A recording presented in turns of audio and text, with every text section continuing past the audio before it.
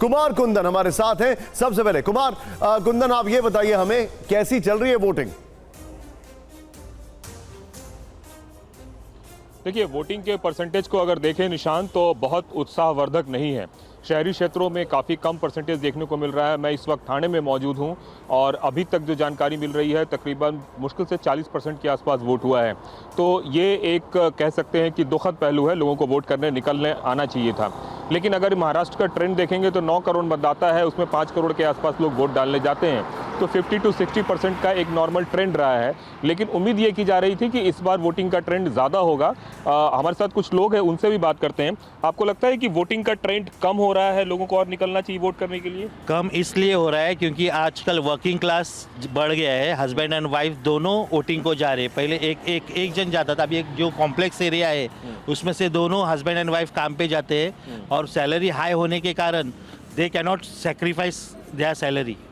वो अपनी salary sacrifice नहीं कर सकते, तो बहुत सारे वोट लोग काम पे जा रहे हैं। तो गवर्नमेंट ने कंपलसरी ये वोटिंग का दिन छुट्टी करना मांगते हैं और जो ठीक है कुमार, मैं आपके पास आता हूं। वाकई तो मुंबई सिटी में सबसे कम वोटिंग का रिकॉर्ड इससे पहले भी रहा है महाराष्ट्र के जो शहरी इलाके, खासकर मुंबई में।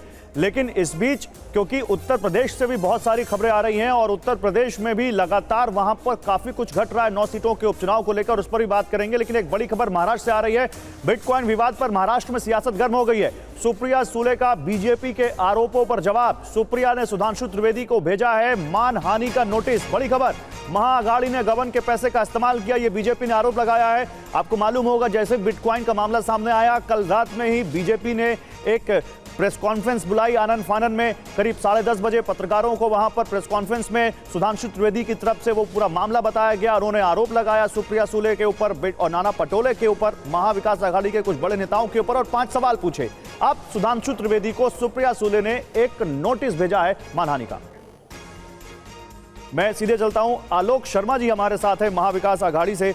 आलोक जी, बीजेपी साफ साफ कटघरे में खड़ा कर रही है आपके दो जो बहुत बड़े नेता हैं महाविकास आघाड़ी के, सुप्रिया सुले और नाना पटोले को, इस बिटकॉइन विवाद को लेकर। क्या आपको लगता है कि इसका असर चुनाव पर पड़ेगा?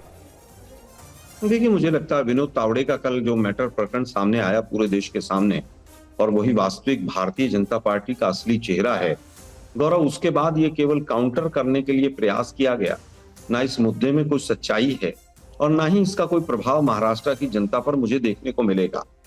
पूरा चुनाव प्रचार निकल गया, बीजेपी नेगेटिव कैंपेन में ही लगी रही। मोदी जी हो, योगी जी हो, अपने राज्य संभले नहीं, यहाँ आकर बटेंगे कटेंगे। यहाँ पर मैं ग्राउंड पे, मैं भी वर्धा में हूँ और नागपुर विदर्भ में काफी एरिया में घूमा मैं।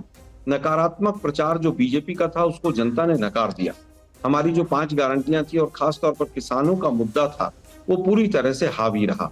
इनके झूठे जुमले और तमाम चीजें जो हैं, अब ये लोग एक्सपोज हो चुके हैं।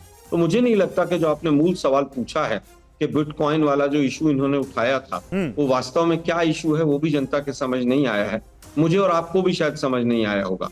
बिटकॉइन अगर किसी ने कहीं पर यूज भी किया तो बिटकॉइन इस देश में बैन नहीं है अभी तक भी। लेकिन क्या विवाद है आप जो बता रहे हैं सर, मैं आपके पास आ रहा हूं अभी, लेकिन उससे पहले एक बड़ी खबर, महाराष्ट्र में बिटकॉइन विवाद पर सियासी घमासान जारी है। सुप्रिया सुले ने खुली बहस की चुनौती दी है, तो वहीं बीजेपी प्रवक्ता संबित पात्रा ने एक बार फिर एनसीपी, शरद गुट और कांग्रेस पर गंभीर आरोप लगाए हैं। मैं श्री त्रिवेदी जी को मैंने एक क्रिमिनल डेफमेशन नोटिस भेजी है। सुधांशु त्रिवेदी जिस शहर में चाहे, जिस चैनल पे चाहे, जिस वक्त चाहे, वो जहां बुलाएंगे मैं आ जाऊंगी और हर एक का जवाब मैं दे दूंगी, क्योंकि for all the questions my reply is no no no no no, lies lies lies lies lies. ये महाविकास आघाड़ी के कुछ आगे की पंक्ति के नेता, जिनमें सुप्रिया सुले जी का नाम है, जिनमें कांग्रेस पार्टी के अध्यक्ष नाना पटोले जी का नाम है, उनके द्वारा लगभग 235 करोड़ रुपए के घोटाले, गबन और उस गबन के पैसे का इस चुनाव में खर्चे का पूरा ब्यौरा सामने आता है। सीधे चलेंगे, इस वक्त हमारे साथ हमारे खास मेहमान जुड़े हुए हैं बीजेपी से। धनंजय गिरी जी हमारे साथ हैं। धनंजय जी, कांग्रेस का यह कहना है जो कैश कांड हुआ विनोद तावड़े को लेकर, उसका जवाब, उसका कवर अप बिटकॉइन वाला जो आपने तैयार किया है ये उसका जवाब है, ये कांग्रेस का आरोप है। आपका टेक इस पर? देखिए, कांग्रेस के लिए करप्शन कोई कल्चर का हिस्सा है।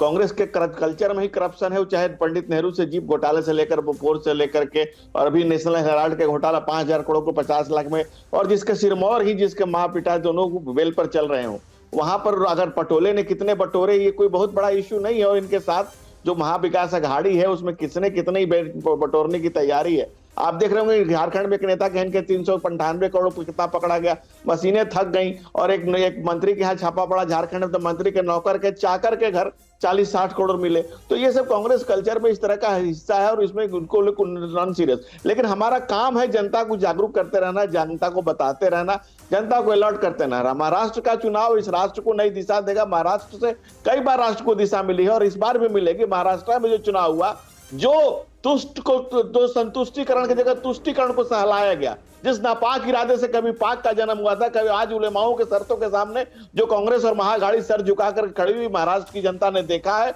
और जो बाबा साहब के संविधान को तार तार करने की बात कर रहे हैं, उसको भी देख करके महाराष्ट्र की जनता वोट कर रही है। और महाराष्ट्र की महान जनता नहीं, उस हिसाब से तो धनंजय जी आपकी बात के हिसाब से तो बढ़ चढ़कर आना चाहिए था, महाराष्ट्र की जनता को वोट करना चाहिए था। वोटिंग परसेंटेज बहुत उत्साहजनक नहीं है 3 बजे तक का, या उसके जो भी आंकड़े आए। और अगर ऐसा है तो फिर ये तो आपके लिए चिंता वाली बात हो सकती है। नहीं, ये लोकतंत्र के लिए चिंताजनक है कि भाई मैं जनता से, हम सबको, आप भी राजनीति चौथे खंबे हैं लोकतंत्र के, हम सबको चाहिए कि भाई ज्यादा से ज्यादा लोग वोटिंग क्या, और हम लोग सबको के लिए चिंता का विषय कि जनता को आगे आना चाहिए, वोट देना चाहिए। लेकिन जो भी जनता निकल के आ रही है वो हमारी जनता है। हम उनको सर झुका करके उनके कदमों में उनसे आशीर्वाद की अपेक्षा रखते हैं और ये विश्वास के साथ है कि जनता हमें वोट देगी, भर भर के आशीर्वाद देगी और हमारी सरकार पुनः स्थापित करेगी। क्योंकि महाराष्ट्र राष्ट्रवादी सरकार। प्रणय अजमेरा जी हमारे साथ हैं। प्रणय अजमेरा जी, ये सीधे सीधे आरोप आपकी पार्टी पर लगाए जा रहे हैं, कांग्रेस पर लगाए जा रहे हैं, आपके अलायंस पर लगाए जा रहे हैं, और कहा जा रहा है कि ये करप्ट अलायंस है, जो कहता कुछ है और करता कुछ है। ये बीजेपी की तरफ से कहा जा रहा है। आपने बहुत अच्छी एक कहावत सुनी होगी और आपके दैनंदिन जीवन में आपने इस प्रकार के व्यक्तित्व के लोगों को अपने आसपास भी पाया होगा कि उल्टा चोर कोतवाल को डांटे। यह भारतीय जनता पार्टी का चरित्र है। इन्होंने हर प्रकार की खराब काम की, पर जब बात आती है जवाबदेही की तो यह अपोजिशन के सम्मानजनक नेताओं पर झूठे आरोप लगाते हैं। अच्छा, आप बोलते रहिए अजमेरा जी, आप बोलते रहिए, आपको रोकूंगा नहीं। लेकिन एक बड़ी इंफॉर्मेशन है, अपने दर्शकों तक कन्वे कर दूं। ये शॉट्स आ रहे हैं, कुछ इलाकों में वोटिंग खत्म हो गई है तो वहां ईवीएम सील की जा रही हैं, उसके शॉट्स आ रहे हैं, वो भी हम साथ दिखाते जा रहे हैं। आप बोलते रहिए। देखिए, ये ईवीएम सील करने की जो तस्वीरें आ रही हैं, आप बोलिए अजमेरा जी। देखिए, कल जब सवेरे सवेरे भारतीय जनता पार्टी के वरिष्ठ नेता श्री विनोद तावड़े जी रुपयों के साथ पकड़ा है, और पकड़ा किसने? पुलिस ने नहीं। इन्हीं के एक अलायंस पार्टनर है बहुजन विकास आघाड़ी। अलायंस इसलिए क्योंकि बहुजन विकास आघाड़ी इन्हें राज्यसभा में भी वोट करती है, विधान परिषद के चुनावों में भी वोट करती है। उनके कार्यकर्ताओं नेताओं ने जब इनके वरिष्ठ नेता को पकड़ा, और जब कल दिन भर मीडिया के चैनलों में हर जगह पर यह बात सामने आ गई कि भारतीय जनता पार्टी झोला लेकर निकली है मत खरीदने के लिए, पैसे बांटने के लिए, तब यह पूरी तरह से हताश हो गए। खलबली मच गई, बदहवासी छा गई, और फिर इनके मन में खुरापात आई। इन्होंने सोचा कि क्यों ना अगर महाविकास आघाड़ी का काम खराब नहीं कर सकते तो नाम खराब करना शुरू कर दे। तो इन्होंने सोए हुए सुधांशु त्रिवेदी जी साहब को रात में जगाया, उनका दरवाजा खटखटाया और 10:30 बजे उनसे अनुरोध किया कि भैया आइए और झूठ की फैक्ट्री जो हमने खोल रखी है उसका माल बेचने का प्रयत्न मीडिया के सामने कीजिए। पर आप जानते हैं कि जनता जो है बहुत समझदार, वो भारतीय जनता पार्टी के नेताओं पर और उनकी बातों पर बिल्कुल विश्वास नहीं करती, उनके वादों को खोखला समझती है। और इसी वजह से मैं कहना चाहता हूं कि उल्टा चोर कोतवाल को डांटे वाले चरित्र से भारतीय जनता पार्टी के नेतागण बाहर आए और एक अच्छी राजनीति करने का प्रयत्न करें। मैं जानता हूं आप लोगों के लिए नामुमकिन है, पर आप प्रयत्न करेंगे तो शायद कर पाएंगे, क्योंकि आप लोगों को तो बटेंगे तो कटेंगे चाहिए। अजमेरा जी, आप जो कह रहे हैं या बीजेपी के जो दावे हैं, ज्यादा वक्त नहीं है। 23 तारीख को तो अब ये ईवीएम जो आज सील हो रही है ये खुलेगी और पता चल जाएगा कि किसके दावों में कितना दम है और महाराष्ट्र की जनता ने किसके दावों को एक्सेप्ट किया।